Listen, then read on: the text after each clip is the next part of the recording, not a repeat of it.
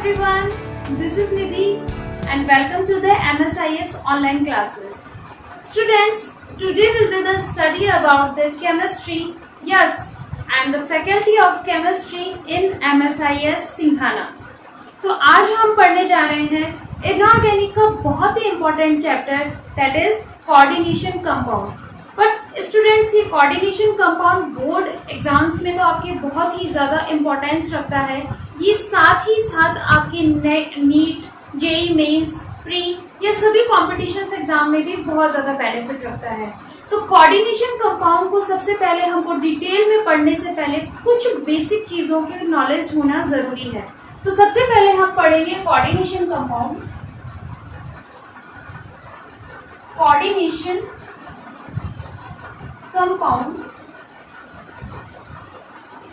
देखिए students, coordination compound को पढ़ने से पहले आप लोगों को ये पता होना चाहिए कि व्हाट इज बॉन्ड. बॉन्ड क्या होता है? तो स्टूडेंट्स, बॉन्ड जो होता है वो अगर हम डे टू डे लाइफ में देखें तो बहुत सारे रिलेशंस ये हम कह सकते हैं कि केमिस्ट्री जो है, केमिस्ट्री की जो बॉन्डिंग है वो हमारे डे टू डे लाइफ से ली गई है या फिर हमारे डे टू डे लाइफ की बॉन्डिंग जो है वो केमिस्ट्री से ली गई है. इट मीन्स कि बॉन्डिंग जो होती है वो किसी दो पर्सन में होती है.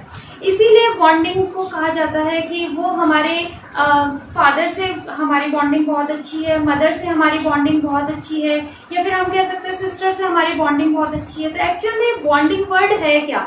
तो कोऑर्डिनेशन कंपाउंड को इन डिटेल वे से पढ़ने के लिए हमें सबसे पहले पता होना चाहिए बॉन्डिंग क्या होती है. तो स्टूडेंट, बॉन्डिंग तो वैसे बहुत ज्यादा टाइप की होती है, बट यहाँ पर हमें केवल 3 पढ़नी है क्योंकि जो कि कोऑर्डिनेशन कंपाउंड में बहुत ज्यादा हेल्पफुल है. तो कोऑर्डिनेशन कंपाउंड में जो बॉन्डिंग होती है दे आर ऑफ 3 टाइप्स. हम ये कह सकते हैं कि बॉन्डिंग जो है वो 3 टाइप की होती है. सबसे पहली जो बॉन्डिंग होती है वो होती है ionic bonding. Ionic bonding. Okay. Next जो होती है वो होती है covalent bonding. Covalent bonding. And जो नेक्स्ट है आपकी वो है कोऑर्डिनेट बॉन्डिंग. Coordinate bonding. तो इस कोऑर्डिनेट बॉन्डिंग को समझने से पहले हमें आयनिक बॉन्डिंग और कोवैलेंट बॉन्डिंग के बारे में पता होना ज्यादा जरूरी है. तो स्टूडेंट्स, आयनिक बॉन्डिंग होती क्या है? आयनिक बॉन्डिंग को हम लोग इलेक्ट्रोवैलेंट बॉन्ड भी बोलते हैं. Electrovalent bond. देखिए स्टूडेंट, जैसे कि अपने नाम से ही पता चल रहा है कि इलेक्ट्रोवैलेंट होता क्या है. इलेक्ट्रोवैलेंट जो होता है वो होता है आयन का एक्सचेंज होना. जैसे कि मैंने आपको पहले कहा कि बॉन्डिंग होती क्या है, किन्हीं 2 एटम या किन्हीं 2 एलिमेंट्स में इलेक्ट्रॉन्स का कंट्रीब्यूशन होना, इसीलिए तो बॉन्डिंग होएगी. तो आयनिक बॉन्डिंग में क्या होता है? आयंस का कंट्रीब्यूशन होता है. तो किस तरीके से होता है? देखिए, फॉर एग्जांपल अगर हम लें तो A हम लेते हैं, that is A and that is B. Okay students, तो अगर A और B 2 एटम हमने लिए तो एक पर आ जाएगा पॉजिटिव चार्ज और एक पर आ जाएगा नेगेटिव चार्ज. ओके. तो अब ये पॉजिटिव और नेगेटिव चार्ज कैसे आया, उससे पहले मैं आपको बताती हूँ कि जितने भी इलेक्ट्रॉन जो बॉन्डिंग बनाते हैं वो एक या तो इलेक्ट्रॉन डोनर होते हैं या फिर एक इलेक्ट्रॉन एक्सेप्टर होता है. ओके. तो हम मान लेते हैं कि A जो है वो इलेक्ट्रॉन डोनर है, डोनर, एंड B जो है वो है इलेक्ट्रॉन एक्सेप्टर. ओके. तो अब जो इलेक्ट्रॉन डोनर है, इसका मतलब आप बहुत अच्छे से ध्यान रखना कि जो इलेक्ट्रॉन को डोनेट करता है वो हमेशा पॉजिटिव चार्ज को कंटेन करके रखता है. तो यहाँ पर इसीलिए मैंने A के ऊपर पॉजिटिव चार्ज रखा है, और जो इलेक्ट्रॉन एक्सेप्टर होता है वो B यानी नेगेटिव चार्ज को कंटेन करके रखता है. तो इसलिए ये हो गया इलेक्ट्रॉन एक्सेप्टर. ठीक है. अब ये A जो पॉजिटिव जो इलेक्ट्रॉन डोनर है उसको हम लोग लुईस एसिड भी कहते हैं. लुईस जो थे वो साइंटिस्ट थे, इसीलिए इसका नाम लुईस रखा गया. और लुईस एसिड जो होते हैं वो इलेक्ट्रॉन डोनर होते हैं. ओके. एंड इसके बाद में जो इलेक्ट्रॉन एक्सेप्टर होते हैं वो होते हैं लुईस बेस. Lewis base. इसका मतलब आपको अच्छे से पता होना चाहिए कि जो इलेक्ट्रॉन डोनेट करने वाले होते हैं वो लुईस एसिड होते हैं और जो इलेक्ट्रॉन को एक्सेप्ट करते हैं वो लुईस बेस होते हैं। ओके, इसके बाद में जो एक चीज और इम्पोर्टेंट है वो ये है कि जो इलेक्ट्रॉन डोनर है वो मेटल्स होते हैं और जो इलेक्ट्रॉन एक्सेप्टर है वो नॉन मेटल्स होते हैं। तो देखिए स्टूडेंट्स, हमें इलेक्ट्रोवैलेंट बॉन्ड पढ़ने के चक्कर में हमारे कितनी नई चीजें सामने निकल के आई हैं कि जो पॉजिटिव चार्ज कंटेन करके रखता है उसको हम लोग एक चीज और यहाँ पर कैटायन बोलते हैं। ओके, और यहाँ पर इसको हम लोग एनायन बोलते हैं। तो जिसने पॉजिटिव चार्ज कंटेन करके रखा हुआ है वो इलेक्ट्रॉन डोनर होता है। नेगेटिव चार्ज जो होता है उसको इलेक्ट्रॉन एक्सेप्टर बोलते हैं। ये लुईस एसिड कहलाता है, that is Lewis base, and that is metal, and that is non metal. तो स्टूडेंट्स, आपको नॉर्मली पता ही होगा, वैसे तो आप सबने पीरियोडिक टेबल बहुत अच्छे से पढ़ रखी होगी, लेकिन फिर भी अगर जनरल पीरियोडिक टेबल की मैं बात करूं, आउटलाइन की बात करूं, तो यहाँ पर देखिए एस ब्लॉक होता है, मिड में डी ब्लॉक होता है, और यहाँ पर आपके पी ब्लॉक होता है, देन यहाँ पर एफ ब्लॉक होता है। ठीक है, हॉरिजॉन्टल जो लाइंस होती हैं उनको हम लोग कॉलम्स बोलते हैं, and that is vertical line is called is rows. Okay, उनको हम लोग बोलते हैं ग्रुप, और जो पीरियड्स में होते हैं उनको हम जो हॉरिजॉन्टल होते हैं उनको बोलते हैं पीरियड्स। ओके, अब ये जो डी ब्लॉक है ये कई सीरीज में बांटा गया है, जैसे कि 3D series, 4D series, 5D series, 6D series. Okay, तो जो 3D सीरीज के जो एलिमेंट्स होते हैं, या फिर हम कह सकते हैं कि पूरा जो डी ब्लॉक के एलिमेंट्स होते हैं वही कॉम्प्लेक्स कंपाउंड या कॉम्प्लेक्स फॉर्मेशन में बहुत ज्यादा हेल्प करते हैं। लेकिन अभी हमारा पॉइंट चल रहा था कि मेटल क्या है और नॉन मेटल क्या है। तो स्टूडेंट्स, जो एस ब्लॉक एलिमेंट्स होते हैं जिनपे दो ही ग्रुप प्रेजेंट होते हैं, तो ये जो एस ब्लॉक एलिमेंट होते हैं ये सारे मेटल्स होते हैं। अब मेटल्स की प्रॉपर्टी क्या होती है? मेटल्स की प्रॉपर्टी ये होती है कि ये इलेक्ट्रॉन को डोनेट कर सकते हैं, यानी इनकी लास्ट शेल में जितने इलेक्ट्रॉन प्रेजेंट होते हैं इन इलेक्ट्रॉन को ये डोनेट कर सकते हैं। तो कैसे कर सकते हैं? फॉर एग्जांपल देखते हैं हम लोग। देखिए, जो जैसे कि सोडियम है, ओके, ये जो फर्स्ट ग्रुप का एलिमेंट है, तो सोडियम हम ले लेते हैं। इसका एटॉमिक नंबर कितना होता है? 11 होता है।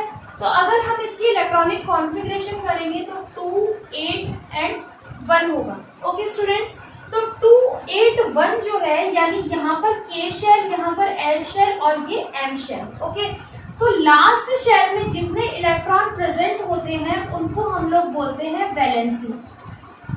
ओके, या फिर बोलते हैं valence electron and valence electron. तो जो लास्ट शेल में जितने इलेक्ट्रॉन प्रेजेंट होते हैं, या तो ये किसी को डोनेट करते हैं या फिर ये एक्सेप्ट करते हैं to maintain their electrical neutrality, या फिर हम कह सकते हैं to maintain the stable configuration like the inert gases. अब ये इनर्ट गैसेस क्या वाला है?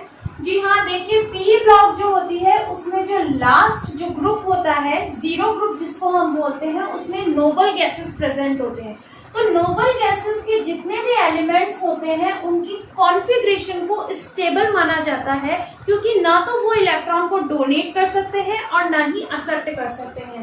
तो इसलिए ना डोनेशन के कारण ना एक्सेप्टेंस के कारण ये कोई कंपाउंड भी नहीं बनाते हैं, बट फिर भी पूरी पीरियोडिक टेबल के जो एलिमेंट्स हैं वो जीरो ग्रुप की तरह ही कॉन्फ़िगरेशन करना चाहते हैं। तो ओके, इस पे अप्लाई करते हैं हम सोडियम पे। देखिए, सबसे पहले तो जीरो ग्रुप में कौन कौन से एलिमेंट्स होते हैं? हीलियम होता है, नियॉन होता है, argon, krypton, xenon and radon. Okay, तो इसका 2 होता है, इसका 10 होता है, इसका 18 होता है, इसका 36 एंड सो ऑन। ठीक है, तो अभी हम लोग नियॉन की बात करेंगे। देखिए, अगर यहाँ पर इलेक्ट्रॉनिक कॉन्फ़िगरेशन करें तो 2, 8, 1 है, और ये अपना एक इलेक्ट्रॉन अगर किसी को डोनेट कर दे तो इसकी इलेक्ट्रॉनिक कॉन्फ़िगरेशन स्टेबल हो जाएगी। इट मीन्स इसका ऑक्टेट भी कंप्लीट हो जाएगा और इसकी नोबल गैस कॉन्फ़िगरेशन नियॉन के साथ मैच कर जाएगी। यानी इसको अपनी स्टेबिलिटी मेंटेन करने के लिए अपने लास्ट शेल में से एक इलेक्ट्रॉन को डोनेट करना पड़ेगा। तो बिल्कुल डोनेट करने के लिए कोई ऐसा पर्सन चाहिए जो इसके इलेक्ट्रॉन को ले ले, यानी कोई ऐसा एलिमेंट चाहिए कि जो इलेक्ट्रॉन को एक्सेप्ट कर ले। तो ऐसा एलिमेंट ये कहाँ से लेके आए? तो बिल्कुल है नॉन मेटल क्लोरीन। ओके, जो भी एस ब्लॉक के एलिमेंट्स होते हैं वो मेटल होते हैं और जो पी ब्लॉक के एलिमेंट्स होते हैं वो मोस्टली नॉन मेटल्स होते हैं। ओके, और नॉन मेटल्स की प्रॉपर्टी हम पहले ही पढ़ चुके हैं कि नॉन मेटल्स वो होते हैं जो कि इलेक्ट्रॉन को एक्सेप्ट करते हैं। ओके, तो इलेक्ट्रॉन को एक्सेप्ट करने के लिए क्लोरीन जो होता है उसका एटॉमिक नंबर होता है 17। ओके, अब क्या होगा, 17 जो इलेक्ट्रॉन है उसकी कॉन्फ़िगरेशन करेंगे तो 2, 8 एंड लास्ट शेल में 7 इलेक्ट्रॉन्स। ठीक है, अब भाई ये 7 इलेक्ट्रॉन्स तो किसी को डोनेट करेगा नहीं क्योंकि बहुत ज्यादा इलेक्ट्रॉन्स हैं, तो ये क्या करेगा, एक इलेक्ट्रॉन को एक्सेप्ट करेगा। देखिए मैंने पहले ही कहा था कि जो लास्ट शेल में जितने इलेक्ट्रॉन प्रेजेंट होते हैं they are called valency and valence electron. तो हम इनको वैलेंस इलेक्ट्रॉन तो कह सकते हैं लेकिन वैलेंसी नहीं कह सकते, क्योंकि वैलेंसी वो होती है जो कि कंबाइनिंग कैपेसिटी ऑफ इलेक्ट्रॉन यानी बॉन्ड के फॉर्मेशन में जो हेल्प करे। तो देखिए 7 जो है ना तो किसी को डोनेट नहीं कर पाएगा तो इसकी वैलेंसी 7 ना होकर के क्या होती है, -1 होती है, क्योंकि Cl अगर किसी से -1 इलेक्ट्रॉन यानी कि किसी से एक इलेक्ट्रॉन ले लेगा तो इसका कॉन्फ़िगरेशन यहाँ पर 8 हो जाएगा और 8 हो गया तो इसका ऑक्टेट कंप्लीट हो जाएगा और ऑक्टेट कंप्लीट होने पर ये neon gas configuration noble gas configuration जो है वो स्टेबल कॉन्फ़िगरेशन बना लेगा। इस वजह से क्लोरीन जो है एक इलेक्ट्रॉन सोडियम से लेता है। तो इसका लुईस डॉट स्ट्रक्चर बनाते हैं। तो लुईस डॉट स्ट्रक्चर में मैं अगर Na की बात करूं तो Na में लास्ट शेल में 1 इलेक्ट्रॉन होते हैं, तो उसको मैं रिप्रेजेंट कर देती हूँ क्रॉस से। ओके, एंड देन इसके बाद में Cl है, Cl के लास्ट शेल में कितने इलेक्ट्रॉन है, 7 इलेक्ट्रॉन है, तो 7 इलेक्ट्रॉन को मैंने रिप्रेजेंट किया as a top 1 2 3 4 5 6 and 7। Okay, अब सोडियम को अपना एक इलेक्ट्रॉन इसको देना है क्योंकि अपना ऑक्टेट कंप्लीट करना है, तो ऑक्टेट कंप्लीट करने के लिए ये एक इलेक्ट्रॉन इसको दे देगा और इसको अपना ऑक्टेट कंप्लीट करने के लिए 1 इलेक्ट्रॉन चाहिए।